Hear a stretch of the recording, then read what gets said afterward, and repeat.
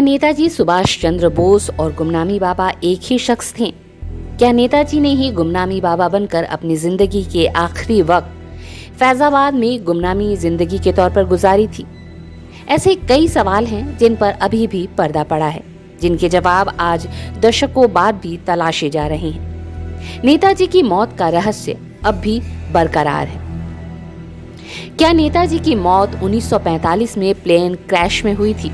इसको लेकर देश विदेश में लगातार खोज चल रही है। कई लोगों का मानना है कि नेताजी की मौत प्लेन क्रैश में नहीं हुई। नेताजी गुमनामी बाबा के नाम से यूपी में 1985 तक रह रहे थे। नेताजी पर रिसर्च करने वाले बड़े बड़े विद्वानों का मानना है कि गुमनामी बाबा ही नेताजी सुभाष चंद्र बोस थे। दरअसल गुमनामी बाबा की मौत से पहले उनकी जिंदगी एक तरह से गुमनाम सी थी। गुमनामी बाबा बेहद रहस्यमयी तरीके से रहा करते थे। आम लोग उनका चेहरा तक नहीं देख पाते थे। थोड़े थोड़े वक्त पर किराए का मकान बदलते रहते थे। यहाँ तक कि उनकी निजी सेवक भी कुछ महीनों के बाद बदल दिए जाते थे। यहाँ तक तो सब ठीक था, लेकिन शक और सवाल उठने लगे गुमनामी बाबा की मौत के 2 दिन बाद। गुमनामी बाबा आखिरकार 1983 में फैजाबाद में राम भवन के एक आउटहाउस में बस गए, जहां कथित तौर पे 16 सितंबर 1985 को उनका निधन हो गया और 18 सितंबर को 2 दिन बाद उनका अंतिम संस्कार कर दिया गया। अजीब बात है, इस बात का कोई प्रमाण नहीं है कि वास्तव में उनका निधन हुआ है। शव यात्रा के दौरान कोई मृत्यु प्रमाण पत्र नहीं, शव की तस्वीर या उपस्थित लोगों की कोई तस्वीर नहीं, कोई शमशान प्रमाण पत्र भी नहीं। वास्तव में गुमनामी बाबा के निधन के बारे में लोगों को पता नहीं था। उनके निधन के 42 दिन बाद लोगों को ये बात पता चली।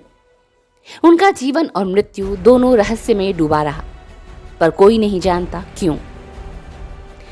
गुमनामी बाबा के विश्वासियों ने 2010 में अदालत का रुख किया और उच्च न्यायालय ने उनका पक्ष लेते हुए उत्तर प्रदेश सरकार को गुमनामी बाबा की पहचान स्थापित करने का निर्देश दिया था। तत्कालीन अखिलेश यादव सरकार ने इलाहाबाद कोर्ट के आदेश के बाद गुमनामी बाबा की जांच रिपोर्ट के लिए जस्टिस विष्णु सहाय आयोग का गठन 2016 में किया। 3 साल बाद जस्टिस विष्णु सहाय आयोग ने अपनी रिपोर्ट यूपी विधानसभा में पेश की। रिपोर्ट में कहा गया कि गुमनामी बाबा नेताजी के अनुयायी थे, लेकिन नेताजी नहीं। इस रिपोर्ट को यूपी सरकार ने स्वीकार कर लिया। इस रिपोर्ट को स्वीकार करते हुए यूपी सीएम योगी आदित्यनाथ ने कहा कि आयोग द्वारा गुमनामी बाबा उर्फ भगवान जी की पहचान नहीं की जा सकी। गुमनामी बाबा के बारे में आयोग ने कुछ अनुमान लगाए हैं, जैसे गुमनामी बाबा बंगाली थे। गुमनामी बाबा बंगाली, अंग्रेजी और हिंदी भाषा के जानकार थे। गुमनामी बाबा के राम भवन में बंगाली, अंग्रेजी और हिंदी की अनेक विषयों की पुस्तकें प्राप्त हुई। गुमनामी बाबा के स्वर में नेताजी सुभाष चंद्र के बोस के स्वर जैसा प्राधिकार का भाव था। गुमनामी बाबा नेताजी सुभाष चंद्र बोस के अनुयायी थे। कहते हैं जब गुमनामी बाबा की मौत के बाद उनके नेताजी होने की बात फैलने लगी तो नेताजी की भतीजी ललिता बोस कोलकाता से फैजाबाद आईं। फरवरी 1986 में नेताजी की भतीजी ललिता बोस गुमनामी बाबा के कमरे में मिली वस्तुओं की पहचान करने के लिए फैजाबाद आईं। पहली नजर में वो अभिभूत हो गई और यहाँ तक कि उन्होंने नेताजी के परिवार की कुछ वस्तुओं की पहचान भी की। जो सामान गुमनामी बाबा के पास से मिला उसमें कोलकाता में हर साल 23 जनवरी को मनाए जाने वाले नेताजी के वार्षिकोत्सव की तस्वीरें थीं। लीला रॉय की मौत में हुई शोक सभाओं की तस्वीरें थीं। नेताजी की तरह दर्जनों गोल चश्मे थे, 555 सिगरेट और विदेशी शराब थी। सुभाष चंद्र बोस के माता पिता और परिवार की निजी तस्वीरें थीं।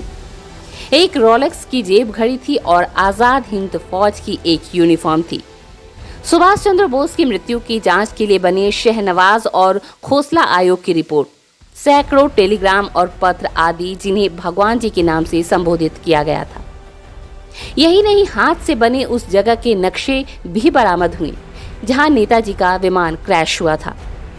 गुमनामी बाबा की मौत के बाद सामान के साथ कुछ ऐसी बातें भी बाहर आईं जिनको लेकर लोगों को यकीन सा होने लगा कि गुमनामी बाबा ही नेताजी थे।